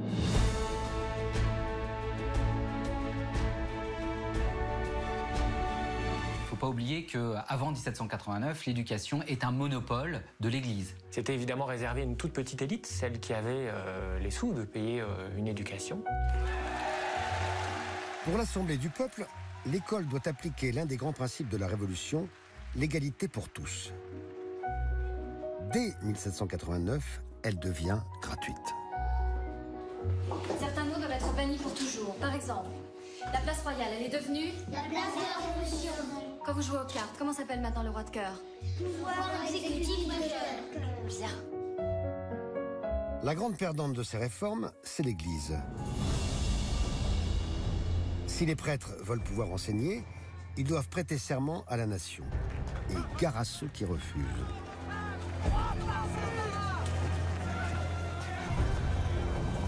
Mes frères, prions pour notre saint défunt Louis. Dis-moi, citoyen curé, as-tu prêté serment à la Constitution? Je ne dépends que de Monseigneur l'évêque. Et Monseigneur l'évêque ne dépend que de sa sainteté le pape. Je vois, tu es un réfractaire. Tu sais quel sort on réserve aux réfractaires?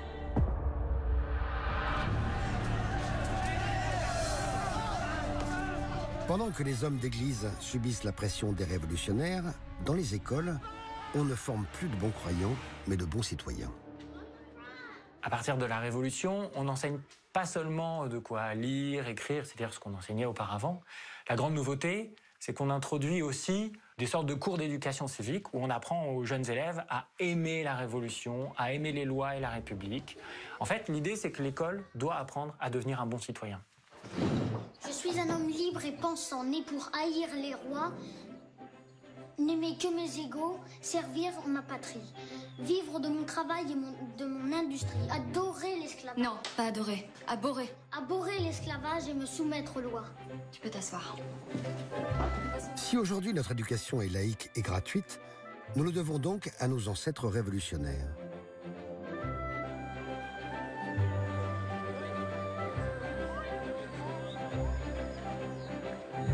À partir de 1792, les valeurs républicaines sont omniprésentes dans la vie quotidienne. On les apprend à l'école, on les voit partout dans la rue, on les voit même sur les objets de la vie de tous les jours. Les plus patriotes, ceux qui en ont les moyens aussi, achètent des meubles décorés avec les signes de la Révolution, des assiettes pour décorer leur maison, etc. Et même quand on fait la fête, c'est pour célébrer la République. Pendant la Révolution, le peuple n'a pas arrêté de s'amuser, même pendant la Terreur. Oh ma reine! Ça ira, les aristocrates de l'Angleterre!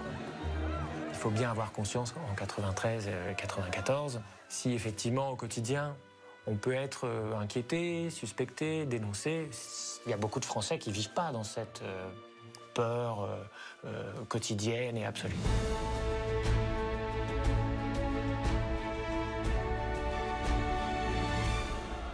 La première grande fête révolutionnaire est devenue notre fête nationale. C'est le fameux 14 juillet. Beaucoup pensent qu'on y commémore la prise de la Bastille le 14 juillet 1789. Eh bien, pas tout à fait.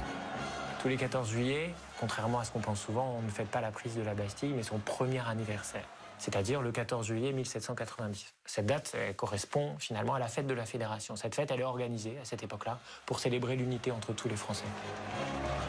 Le 14 juillet, on fête donc la prise de la Bastille, mais aussi son premier anniversaire, la fête de la Fédération de 1790. Celle-ci s'est déroulée sur le Champ de Mars, là où se trouve aujourd'hui la Tour Eiffel. Plus de 100 000 personnes y ont participé.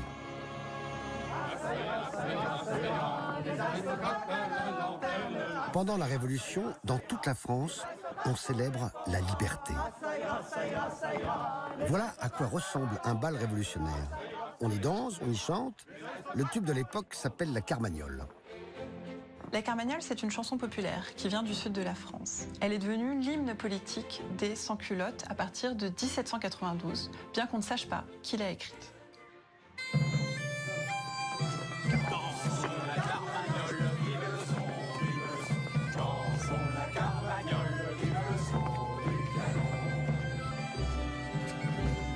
La Carmagnole est une chanson politique de la Révolution, mais c'est une chanson politique qui est aussi une chanson comique qui vise à ridiculiser le roi. On attaque le roi et la reine, qui sont surnommés Monsieur et Madame Veto, du nom de la capacité qu'a le roi à s'opposer à une loi. De nos jours, la Carmagnole est devenue une comptine pour enfants. Des enfants qui chantent donc innocemment un hymne révolutionnaire aux paroles explicites. Madame Veto avait promis, Madame Veto avait promis de faire égorger tout Paris, de faire égorger tout Paris. Mais il a manqué, ne faisons point de quartier, dansons la Carmagnole. Vive le son du canon. Danser et chanter en même temps, c'est épuisant. Pourquoi, si c'est l'hymne de la Révolution à cette époque, pourquoi ça ne devient pas l'hymne national? Eh bien parce que précisément c'est trop lié à ce moment de radicalisation de la Révolution qu'on va appeler la Terreur. En 1799, quand la Révolution s'arrête, Napoléon Bonaparte, dans un esprit de réconciliation nationale, va interdire la Carmagnole et c'est finalement un autre chant révolutionnaire, la Marseillaise, qui deviendra notre hymne national.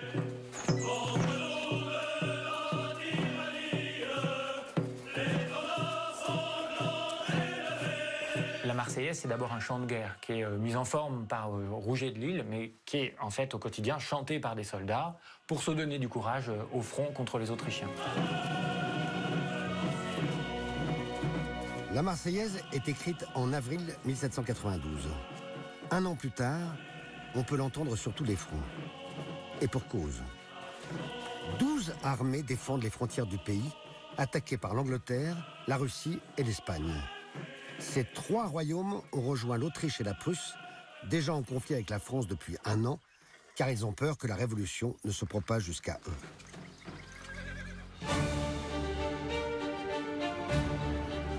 La France est comme assiégée, elle est vraiment attaquée à toutes les frontières. Et même si la France est le pays le plus peuplé d'Europe, comme elle se retrouve face à toutes les armées européennes, on manque d'hommes. Donc très rapidement, on va comprendre qu'il faut organiser une levée en masse pour mobiliser toute la population. Aux armes, citoyens! Pour la première fois de son histoire, le peuple français tout entier doit participer à la défense de son pays. Il découvre alors une nouvelle valeur.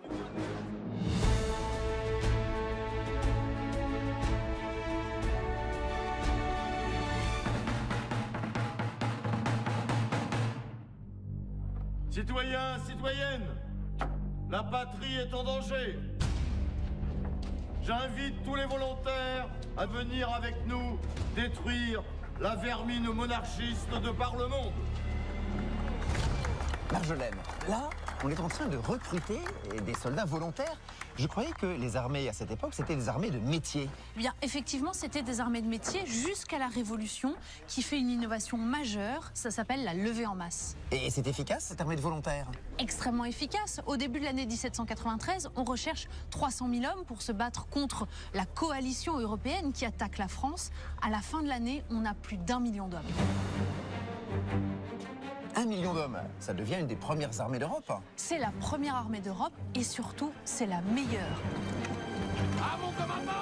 Ce qui fait de l'armée française la meilleure d'Europe, c'est non seulement la motivation de ses soldats qui se battent pour leur nation, mais c'est aussi son commandement.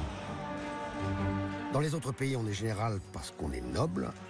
En France, les nouveaux généraux sont choisis pour leur valeur et non pour leur titre.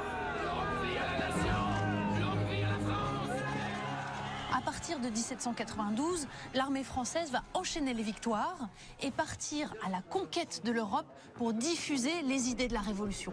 Pour la première fois, des soldats se battent non pas pour un chef, ils ne se battent pas pour une paye, ils se battent pour des idées, les idées de la Révolution auxquelles ils croient, pour défendre leur pays.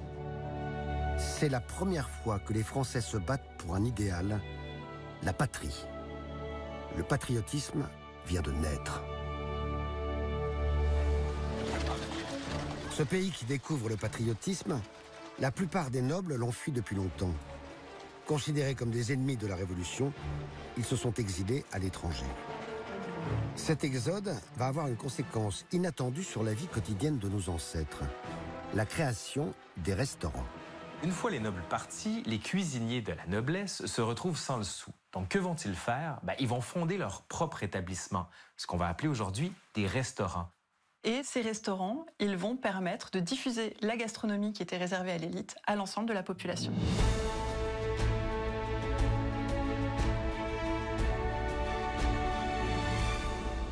À la différence des auberges qui laissaient mijoter toute la journée un simple pot-au-feu peu onéreux, dans les restaurants, on peut choisir entre plusieurs plats. Ce sont ces plats, dont beaucoup ont disparu aujourd'hui, que Mac Lesguy va découvrir. Grâce à Marie de Rasse, historienne spécialiste de la cuisine du XVIIIe siècle. Pour commencer, Mac va préparer le bouillon qui a donné leur nom au restaurant. Quelle quelques années avant la Révolution, un certain monsieur Boulanger ouvre à Paris un établissement dans lequel il sert du bouillon. Et sur la devanture, il y a écrit « Venez vous restaurer ». Et par conséquent, on considère que son bouillon est restaurant, d'où le nom. En 1789, il y avait environ une cinquantaine de restaurants à Paris.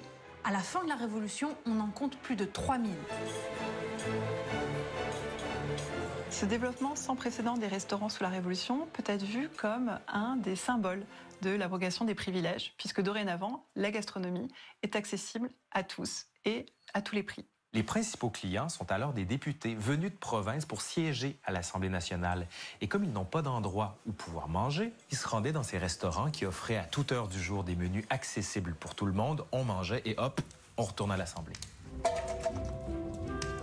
Alors Marie, pendant que le bouillon cuit, qu'est-ce qu'on va faire maintenant? On va continuer avec un plat de poisson, une matelote. Le poisson. La matelote est un ragoût de poisson accommodé avec du vin et des échalotes. Pendant la Révolution, les restaurants proposent presque tous des plats à base de poisson, car on découvre une nouvelle tendance qui est encore très à la mode de nos jours. La cuisine, sous la Révolution, devient diététique. Avant, on mangeait gras, on mangeait sucré, on mangeait très salé. Maintenant, ce qu'on veut, c'est manger sain. On préfère les légumes, les fruits, quelque chose d'aérien. Les grands pâtés, le poulet, on laisse tomber. Dorénavant, on veut de la légèreté. Ce qui commence à changer à la période de la Révolution, c'est qu'on fait cuire les aliments moins longtemps qu'avant pour qu'ils aient plus de goût. On veut vraiment trouver le goût d'origine de l'aliment et donc on le cuit moins longtemps, comme c'est le cas pour ce poisson. On se rapproche petit à petit de la cuisine d'aujourd'hui. À une différence près. Aujourd'hui, pour faire cuire les aliments, on peut utiliser une cuisinière ou un four. À l'époque, il n'y avait que cette cheminée. Pourquoi est-ce qu'on pose pas la casserole directement dans le feu? On veut pas que ça accroche. On veut pas que ça accroche. Au lieu de tourner le thermostat, on approche plus ou moins nos casseroles, c'est ça? Tout à fait. Globalement, ça a les fonctions d'une plaque de cuisson et d'un four comme aujourd'hui. Oui, oui. Et bien maintenant, on va faire cuire les pommes de terre. Ah, les pommes de terre. Avant la Révolution, la pomme de terre est peu considérée et sert à nourrir les animaux. Jusqu'à ce qu'un scientifique prouve ses qualités nutritives et propose différentes manières de l'accommoder. À l'époque de la Révolution, les gens se mettent à manger de plus en plus de pommes de terre sous l'influence d'un monsieur qui s'appelle Parmentier et qui va vraiment populariser la pomme de terre et de nombreuses recettes, dont le fameux hachis qu'on connaît encore aujourd'hui. À l'époque, dans les cuisines des restaurants, on ose tout.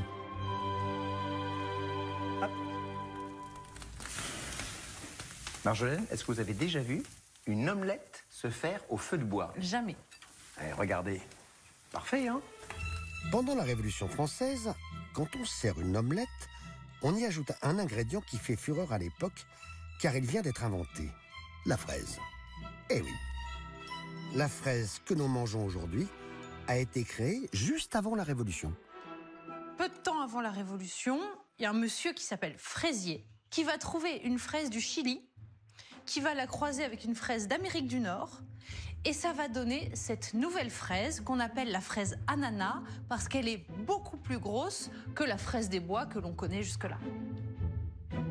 Et à la Révolution, vraiment, c'est la folie des fraises. En plus, c'est rouge, ça rappelle le drapeau, la cocarde, ça marche très bien.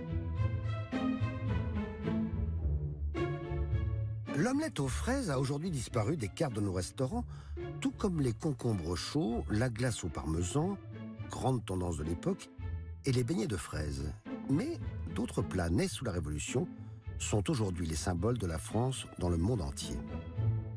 Alors il y a une sainte trinité qu'il faut retenir de la Révolution, c'est le champagne et le foie gras, qui existaient déjà avant la Révolution, mais qui, grâce à de nouvelles techniques, sont diffusés plus largement dans la société à cette période. Et c'est aussi le camembert qui apparaît sous la Révolution. Le camembert a été inventé pendant la Révolution par une fermière normande, Marie Harel. La recette a été développée avec un prêtre réfractaire. Ce prêtre était caché dans le château où travaillait Marie Harel. C'est donc pendant la Révolution, mais grâce à un prêtre anti-révolutionnaire, que le fromage symbolique de la France a été inventé. Alors, Verdict sur la cuisine révolutionnaire? C'est fou, hein. C'est là quand même qu'on voit que, même si on pose les bases de la gastronomie moderne, nos ancêtres révolutionnaires ont quand même des goûts, on peut le dire, qui sont sensiblement différents des nôtres. La période révolutionnaire est une période de tentatives, certaines réussies, d'autres moins. Même si la Révolution est une période riche en expériences culinaires, il ne faut pas oublier que c'est aussi une période de guerre. Depuis 1792, la France est en conflit contre ses voisins. Nous sommes en juin 1794, à Fleurus, aux Pays-Bas. L'armée française remporte une victoire décisive. La bataille de Fleurus, elle est importante parce que les armées françaises battent plusieurs armées européennes. Comme la guerre s'éloigne des frontières, les Français ne vivent plus au quotidien sous la menace permanente d'une invasion. La France peut s'apaiser et rentrer dans une période plus calme. Pourquoi moi? Pourquoi moi? La terreur, dont Robespierre est le symbole, est maintenant jugée inutile.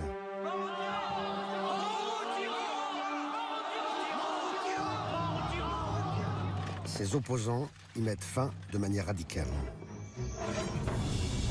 Ce qui provoque la chute de Robespierre, c'est que probablement la Révolution est allée trop loin dans la répression des contre-révolutionnaires et que surtout, Robespierre incarne cette violence politique. Après la mort de Robespierre, la Révolution entre dans une nouvelle ère. Pendant 4 ans, le peuple se laisse aller à l'insouciance et il apporte à sa vie quotidienne une légèreté dont naîtront certains loisirs que nous pratiquons encore aujourd'hui. Cette dernière période de la Révolution s'appelle le Directoire.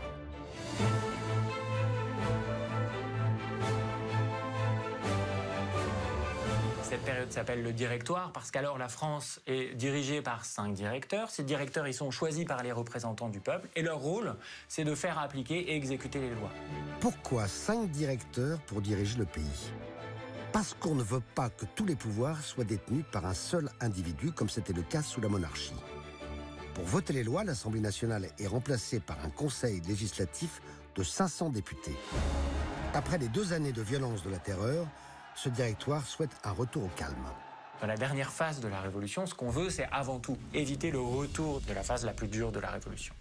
Et du coup, ce qui importe aux élus du peuple, c'est d'éduquer les populations. Parce qu'on pense que des populations plus éduquées recourront moins à la violence, céderont moins à leur passion. Notamment, c'est à cette période-là qu'on ouvre les grandes écoles qui restent jusqu'à aujourd'hui, comme l'école centrale, l'école des arts et métiers ou Polytechnique.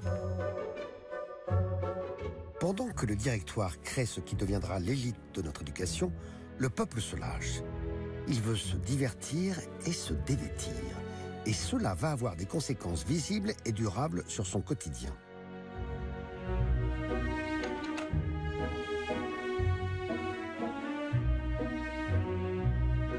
Mac Lesguy va maintenant participer à un bal de la fin de la Révolution française. À cette époque, on ose toutes les provocations.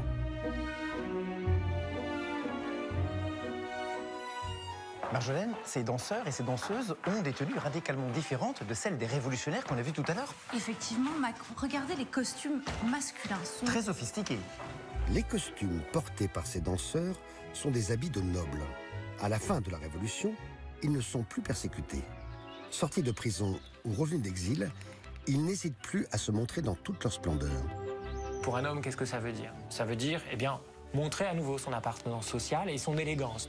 Donc on est élégant, on porte une redingote, des belles chaussures avec des boucles, des pantalons très travaillés, des chemises avec des grands cols. Et chez les femmes, on multiplie un petit peu les tissus précieux qui montrent la peau, les mousselines, des choses comme ça. Ces vêtements sont aussi portés par une partie du peuple qui s'est enrichie pendant la Révolution et qui veut aussi prendre part à la fête. Le Directoire, c'est une période caractérisée par le renouvellement et l'explosion du luxe, de la consommation et de la volupté. Et du coup, l'industrie des loisirs connaît un succès sans précédent. Et tout ça. Par exemple, il y a des jardins payants dans lesquels on peut rentrer, aller voir des feux d'artifice, écouter des concerts qui se développent, le Tivoli, le Vauxhall, etc., à Paris notamment.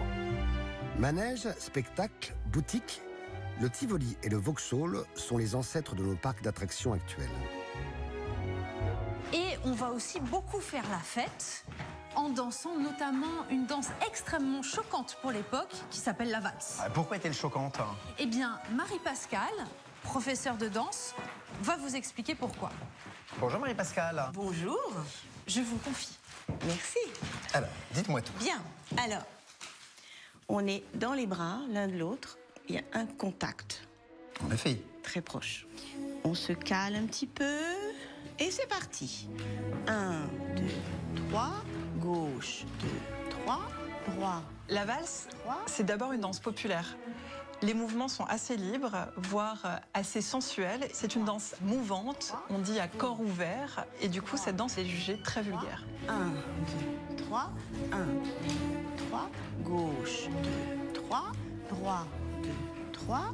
Bien que la valse soit décriée, certains nobles de la jeunesse dorée en affolent.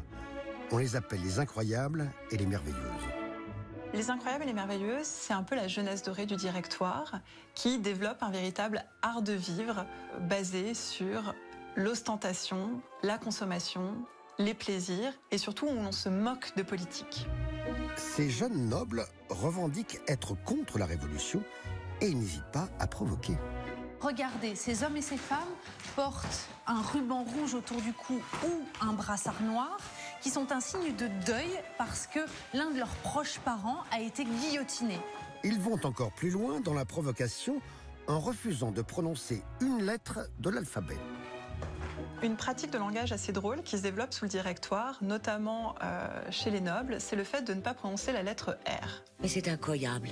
Vous savez qu'Hélène et moi étions de grandes amies. Nous passions des œufs à cueillir des plantes, des fleurs. On ne prononce pas la lettre R parce que c'est la première lettre du mot révolution et on veut l'enlever de tous les mots de la langue française. C'est merveilleux. Les Incroyables et les Merveilleuses sont une poignée, mais leur extravagance fascine les Français de la fin de la Révolution. Ils font s'envoler les ventes d'un type de presse qui connaît encore un beau succès de nos jours. Les Incroyables et les Merveilleuses sont un peu les people du Directoire. Et qui dit people dit presse people. Et du coup, il y a un véritable emballement médiatique pour ces personnes qui vivent en plein air leurs loisirs et leurs plaisirs. La merveilleuse qui fait la une de tous les journaux de l'époque, l'ancêtre de nos starlettes d'aujourd'hui, c'est elle, Madame Thalia. Madame Thalia, c'est une fille d'un riche banquier espagnol. C'est une des égéries des merveilleuses parce qu'elle dicte la mode, parce qu'elle invente de nouvelles façons de s'habiller. Elle porte ses bagues à ses pieds, par exemple, et aussi parce qu'elle conduit elle-même son carrosse et qu'elle fait montre d'indépendance et de liberté. Si le mouvement des Incroyables et des Merveilleuses ne dure que quelques années, la valse, elle, est arrivée jusqu'à nous. Musique.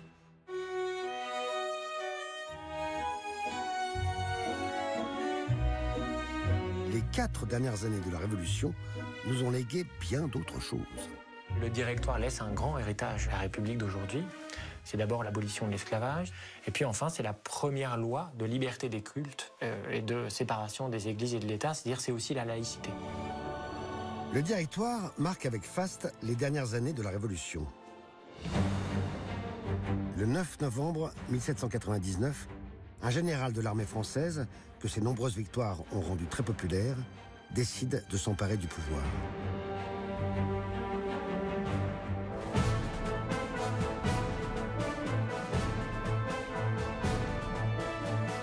Bonaparte prend le pouvoir parce qu'il a l'impression que la Révolution risque encore de déraper. Il prend le pouvoir pour préserver les acquis de la Révolution, tout en réorientant la France vers plus d'ordre et plus de stabilité. En prenant le pouvoir, Napoléon met fin à 10 ans de Révolution française. 10 années d'inventivité et d'expérimentation au cours desquelles le peuple a pris son destin en main, nous laissant un héritage d'une richesse incomparable. Les droits de l'homme, la liberté, l'égalité, la vaccination, le code civil, l'éducation gratuite, la laïcité, le droit de divorcer, mais aussi nos unités de mesure, nos départements, notre camembert, notre hymne national, notre drapeau.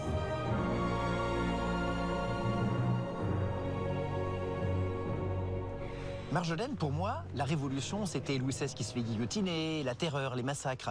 Mais j'ai découvert que c'est beaucoup plus que ça. Oui, la Révolution, c'est aussi une période de libération pour le peuple français. Et surtout, ça initie une ère de progrès qui se prolonge jusqu'à aujourd'hui. Ça veut dire qu'on est un peu les enfants de la Révolution? Absolument, nous sommes les héritiers de la Révolution. Toute cette période qui s'étend de la Révolution jusqu'à aujourd'hui, ça, j'aimerais bien que vous me le racontiez un jour. Avec grand plaisir.